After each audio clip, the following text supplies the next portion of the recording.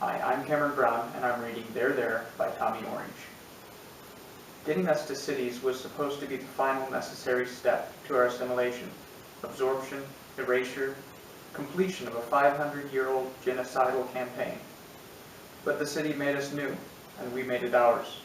We didn't get lost amidst the sprawl of tall buildings, the stream of anonymous masses, the ceaseless din of traffic.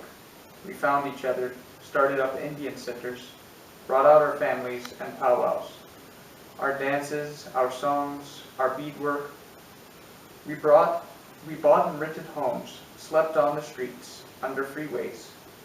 We went to school, joined the armed forces, populated Indian bars in the Fruitvale, Oakland, and in the Mission in San Francisco.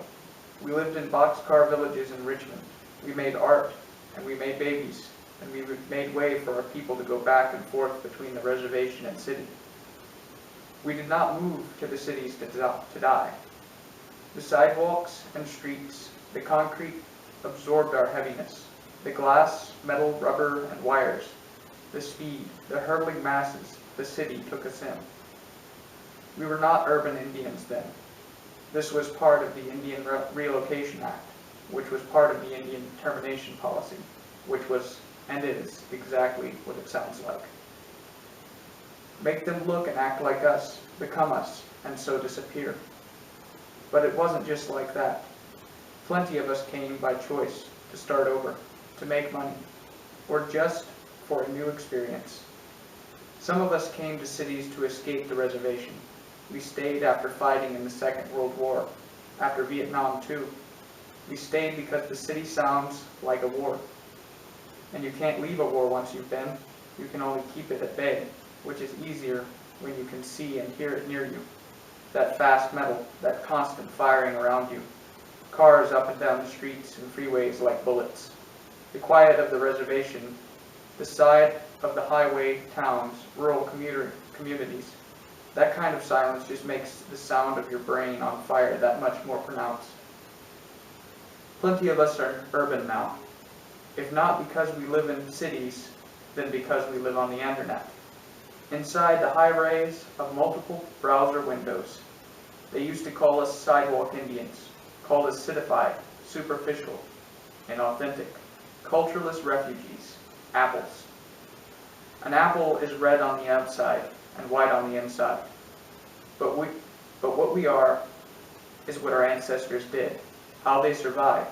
We are the memories we don't remember, that live in us, that we feel, that make us sing and dance and pray the way we do.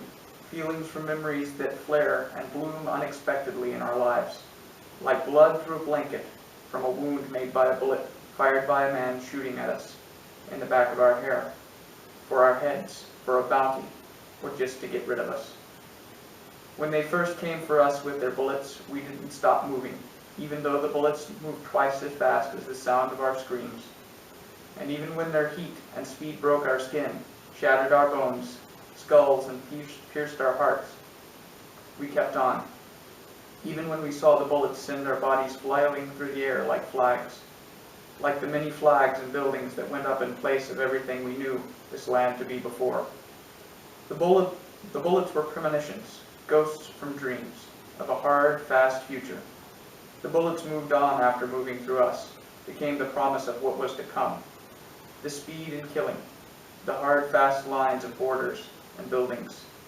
They took everything and ground it down to dust as fine as gunpowder.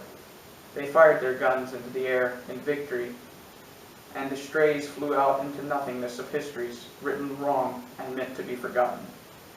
Stray bullets and consequences are landing on our unsuspecting bodies even now.